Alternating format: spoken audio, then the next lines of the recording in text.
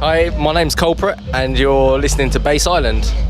Here we are in Rome for the UKF night, and I'm here with CULPRATE. Hey, how are you? Yeah, very well, thanks. How are you? Good, I'm very good. Very hot. It's very hot tonight.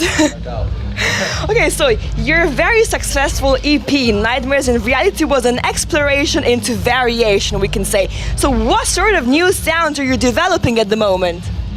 Well, it's hard to say. As I get bored very quickly, hence the exploration into that. And I don't know, expect more of the same, yet extremely different. That's all I can say, really. Expect the unexpected, if you will.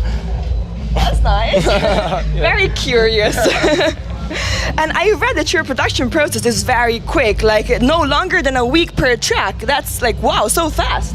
Yeah, well, I mean, if you think about it in the amount of hours that I spend, possibly when I'm on a sort of in a flow, I'll spend 12 to 18 hours a day on a tune. So really a week for 12 to 18 hours a day, that's still quite a long time, whereas other people that might take a month might spend only 3 or 4 hours a day doing it. So it's kind of relative, really. I mean, I don't think I'm quick, really, but yeah, I suppose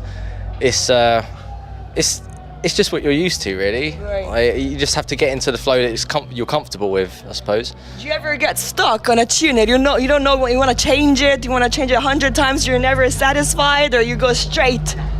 No, I'm never sure of anything. That's one thing I've learned. Is you should never go into a creative process with the finality in your sights, basically, because it could change into anything. Like you can't even imagine what you could make, really. Like it's hard to explain, but you just gotta let the tune take you where it wants to go. You can't really force anything, so yeah, you just gotta let it happen itself, really. Absolutely. And I know that you use samples from everyday life, like you use food a lot, don't you?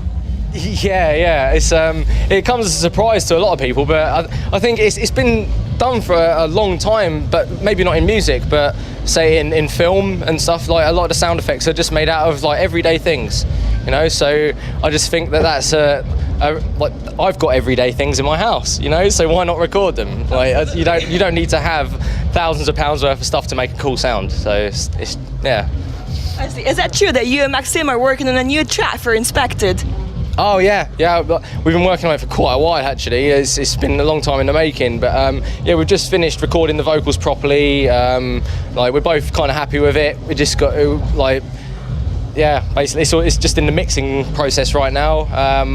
But basically, it's done, and it will be on the next EP. Basically. Right. So what else is new? What else is next for CULPRATE for these future months? Any new LPs in the pipeline? Oh, definitely. I mean, like, I'm trying to sort of like bring back the thing that I had for colours, and sort of do that again, maybe. But like, obviously not the same because I'm not in the same place. But like, that's neither here nor there. But yeah, definitely a full-length album is definitely on the cards. It's a long time in the coming. I've done a lot of dance music recently, and I think it's about time that I did something for people that don't necessarily like to dance. That's nice, that's very interesting. And you have done tons of amazing remixes for the hottest producers worldwide. How do you approach writing a remix? Well, that's a tough question. It's different with every single remix. I mean, obviously to take on the job in the first place, you need to feel inspired by the original track. And I mean, the inspiration itself, it is different for like everything that you get inspired by. So I could get inspired by one track for a certain reason, like maybe a vocal, and I'll work mainly with that. But other tracks I'll like the riff or the sort of bass line, and I'll work mainly with that. So it really depends on what sort of tune it is to begin with. But yeah, it just depends, really. I just, yeah. One last question, another tough question. What would you like your audience to walk away with when listening to your music? Is there a specific adjective or a specific feeling or emotion you want them to walk away with?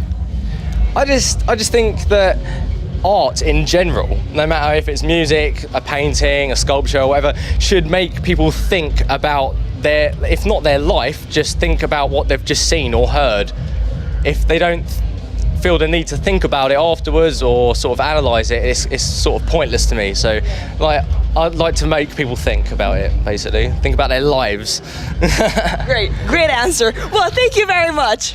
No problem, anytime.